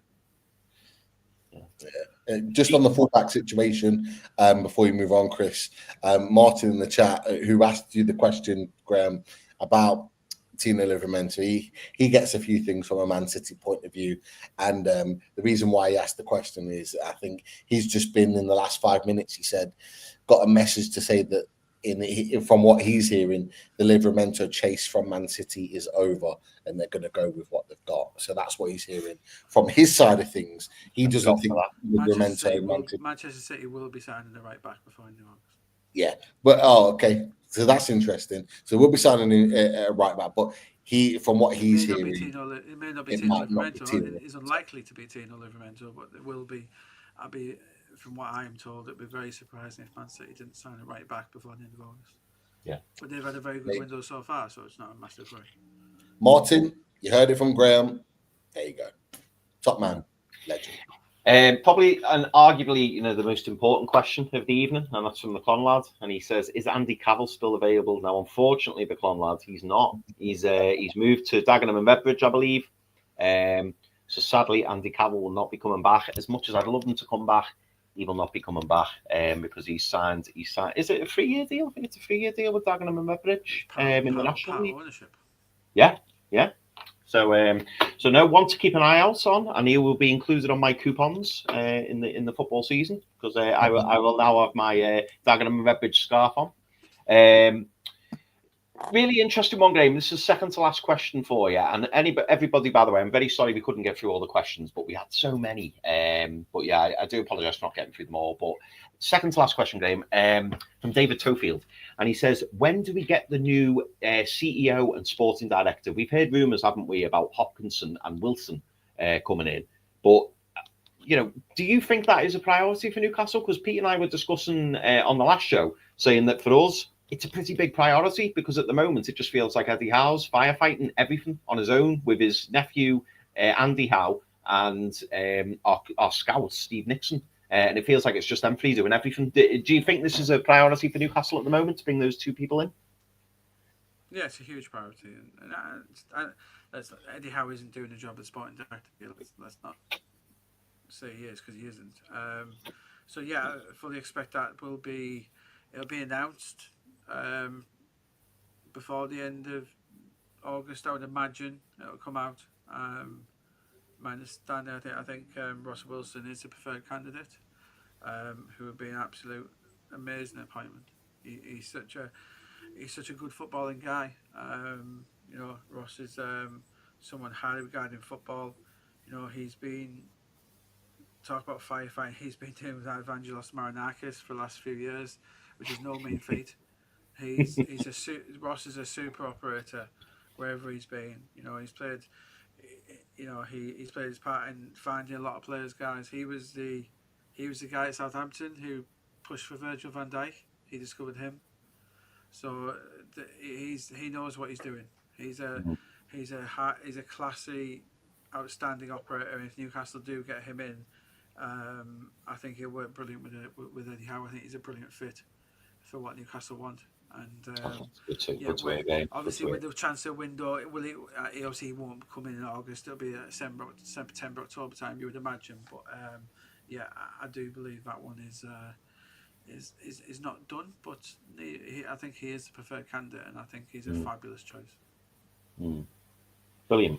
Thank you. And in terms of CEO, do you think that will follow just before or just after or around the same time? I don't know too much on him. Obviously, I've heard Hopkinson. Obviously very different roles in the club that operates. But yeah, I imagine that'll be that might one might even get done before the sporting director. Is at the club anyway. Yeah. Just to add on what you said, Graeme, and I think you're absolutely spot on in what you said about Ross Wilson, is because, you know, a friend of our channel, Wolfie of Nottingham Forest Fan TV, he has given a glowing reference of Ross Wilson, exactly the same as what you've done, and he's actually really disappointed that he could potentially leave and come to Newcastle United because of everything that you've just said in terms of the job that he's done at Forest. And the one thing that he mentioned, and he said it live on our channel a few weeks ago, is that what he loves about Ross Wilson is that you don't hear about him. We've heard all about Dan Ashworth, all about Paul Mitchell, whereas Ross Wilson is just come in and just got on with his job. And that's what he loved about him more so than anything else, is that he knew what he wanted to do.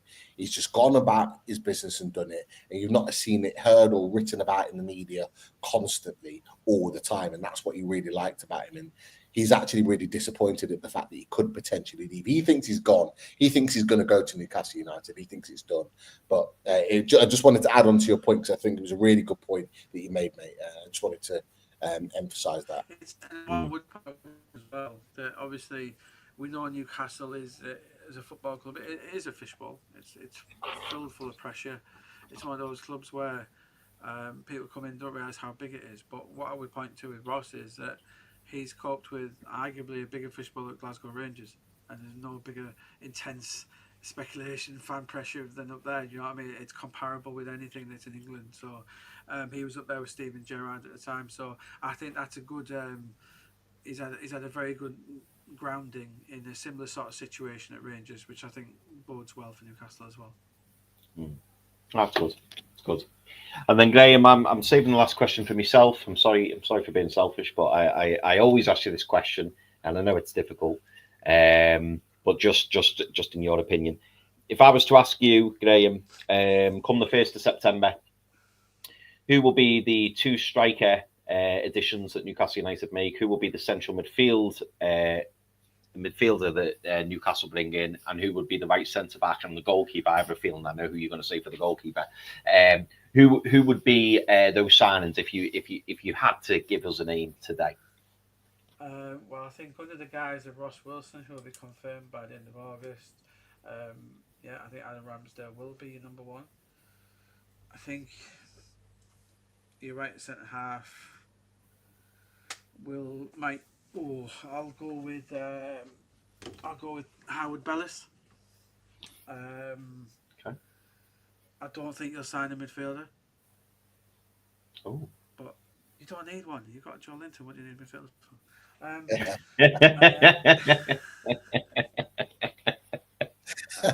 I would in your strikers, I will say with the money that you're going to raise with the British record sale of Alexander Isak, at least you're going to write your name in the record books, guys. At least you're going to write your name in the record books. Be proud of it. Like For all the wrong reasons, Graeme. For all the wrong reasons. We're still proud that Alf Common was the first ever £1,000 transfer, so we can still hark back to that. I think your strikers will be third choice will be Calvert-Lewin. By the end of September, I'm going to borrow another month off you, like Chris. By the end of September, you'll have Calvert-Lewin as third choice, Johan Visser as second choice, and your first choice will be. I'll say Benjamin SESKO. I'll put a smile on your faces. If not SESKO, maybe his teammate Openda if it's not SESKO, because I do think that the market will play out as Watkins for United and Jackson for Villa. So I think with them two off the market, I think you'll see someone like that. And as a curveball, look out for. There's a curveball. There's two curveballs I'll give you, and this is just one, just curveballs. Just none one. of them. Fly away, mate. Samu from Porto and Evan Nielsen from Bournemouth. Do you know what? I didn't get opportunity to ask. Somebody in the chat mentions is that Samu Agahoe? Yeah, he was the one who Chelsea almost signed last time. Outstanding player, but I think he'd be very expensive now. But yeah, he's a very good player. Newcastle know all about him. He's one who Chelsea almost signed.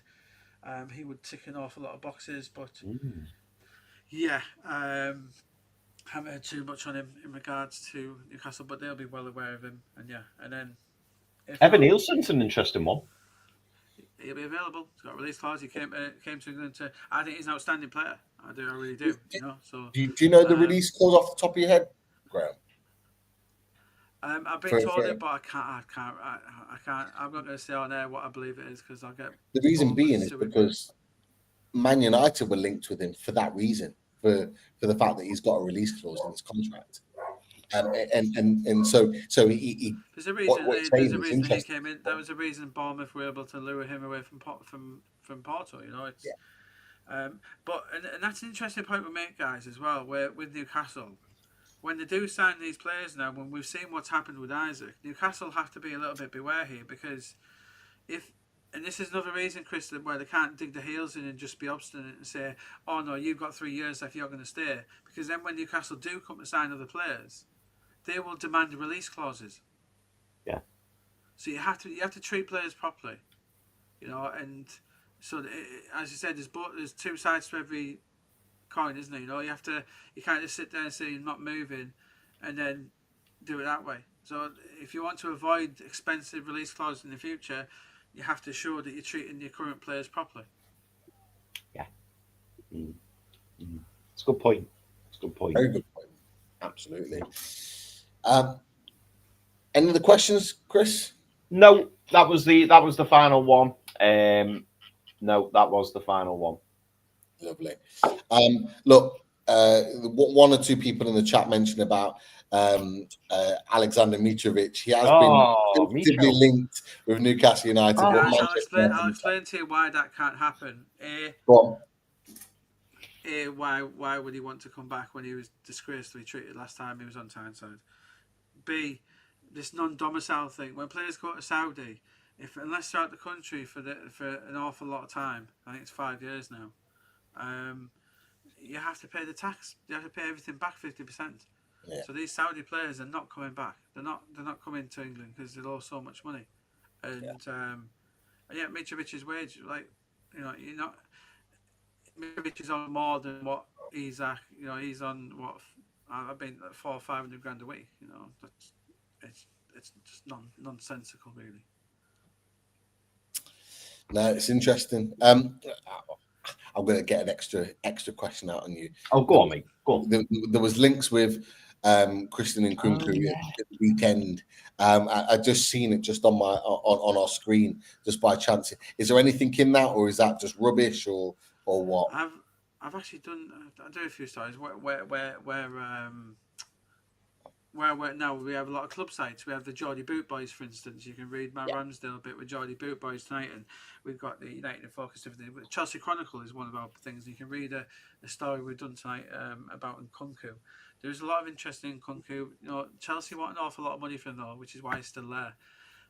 Interest in Bayern, Leipzig, but why would Newcastle want Nkunku? Where would you play him? He's not a central striker. No. If he was, he'd still be. He's that number 10, isn't he? Though he's that number 10 that plays that position. Wide. I saw him play against Rangers in UEFA games. He's not. I think he's more of a wide player who cuts in. Pete. I think he's that right hand side player who cuts in. Really, for me, I don't see him playing centrally at all. He's not a fit for Newcastle. He's not a massive upgrade on what he would have anyway. No, I don't see that. And if Newcastle did end up with Christopher Nkunku, I'd be very worried on your behalf. I think we've already talked about it on the channel. I don't think he comes to Newcastle United, but it was just because it was linked. He was linked with us that we threw that out there. But he might be. Graeme, if he didn't get visa, he might be a visa alternative. We shall see, but hopefully we do get visa. We get an interesting one.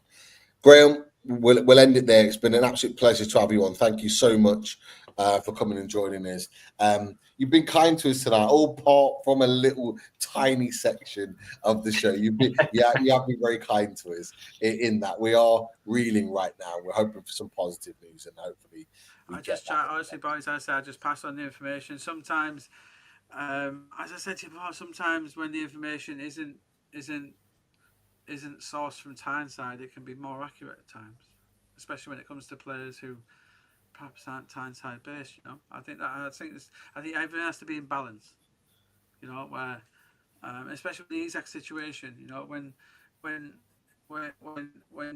you're getting criticised and stuff, think about where's this information coming from? If it's all coming from If all information coming out is from St James's Park, there's nothing wrong with querying that, guys. Nothing wrong with. Sometimes a club stance is what it is, and we always have to think about where the information's coming from and stuff. And so I'm not gloating. As I said, my stance, as you know, guys, has always been, and I'm not gloating about Isak in the slightest. It's always been, I think you should have signed him up last season. I think you should give him 300 grand a week now. I do.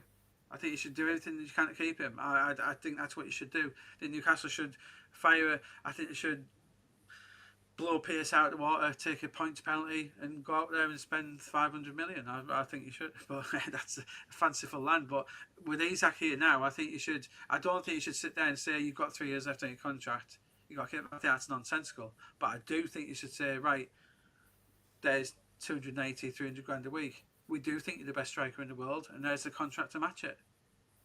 Do you think that changes his mind, Graeme, or do you think he's now dead set on Liverpool? And I'm talking from like a trophies and potentially challenging for a Champions League rather than just being in it. Possibly. I think he was hurt by what happened last summer as well, Chris. I think he was hurt by what Newcastle did and the way he was treated. Let's not beat around the bush. A teammate was given preferential treatment. Let's not beat around the bush. Gordon got a deal and he didn't. Let's not soft soak it here. Yeah, a teammate was given preferential treatment, so he's like, well, you think Anthony Gordon's a better player than me? Okay, that's fair enough, but don't come crying to me when I turn down a new contract the following summer. I think it's possible. Anything's possible, Chris. It really is. If they can, yeah. But I think they need to. I think that the worry is as well that where's like Liverpool are selling them a project in terms of, yeah, we want you to do this. Yeah, here's a picture of here's a picture of Frimpong, here's a picture of Kirkes. What are Newcastle doing? Like if I talked to Benjamin SESKO this evening, I'd love to see that speech. How they're selling the project to him? Who else is going to sell him? Or we're getting Aaron Ramsdale. That's a worry. If I was a Newcastle fan, that would be the worry. What is the project? Are you trying to become Premier League champions? And if you are, smash your wage ceiling. And if you're not, well, if you're aiming to finish top 4 next season, fair enough. SESKO might appreciate that, but that's where Alexander Isak won't accept that. Fair points. Very. Absolutely. But look, Graeme, we'd love to have you on towards the end of the window. We'll definitely be in touch and get you back on. But it's an absolute pleasure. Thank you so much for having us on. Pete, that 10% of that thing, that's winning me over, Pete. 10% of those green questions, that's winning me over, Pete. All day. I can get a Parma with that. Definitely. And look, from Tino's perspective, he's put in there the absolute truth. And that's what we appreciate, is you don't just feed the narrative. You just don't feed the positivity for the sake of it. You'll give us some positive news because it's there, but you'll also give some truths and give some things that we don't want to do. You're in that position, Pete, now where you've won the League Cup, but that's like, don't be happy with that.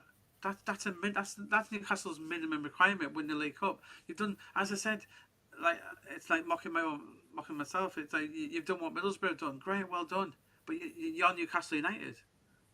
You might be rubbing shoulders with Manchester United, not Middlesbrough. You've won get on with it. Go and win the league. That's what you need to do next, isn't it? That's next. Yeah, can't argue with that. Yeah. But hopefully we'll talk about some more positivity the next time we have you on later on down the line. But people, if you haven't already, it can't be any worse, guys. It can't be any worse. And hopefully, Chris might get his wish. We might be talking about that new £300,000 a week deal for Isak. We might be. Hopefully. Let's wait and see. But people, if you haven't already, smash the likes on the way out. Thank you for tuning in. Thank you for your questions. Thank you for your super chats. Thank you for all of your comments tonight. It helps to make the show what it is, and it helps obviously to provide a really good discussion and conversation around our guest, obviously Graeme Bailey, tonight. Huge thanks to you all, and hopefully you have a fantastic evening. We'll see ourselves out with something a little bit different tonight. We'll see ourselves out with a little bit of Eddie Howe. You guys take care. Have a great evening. See you soon.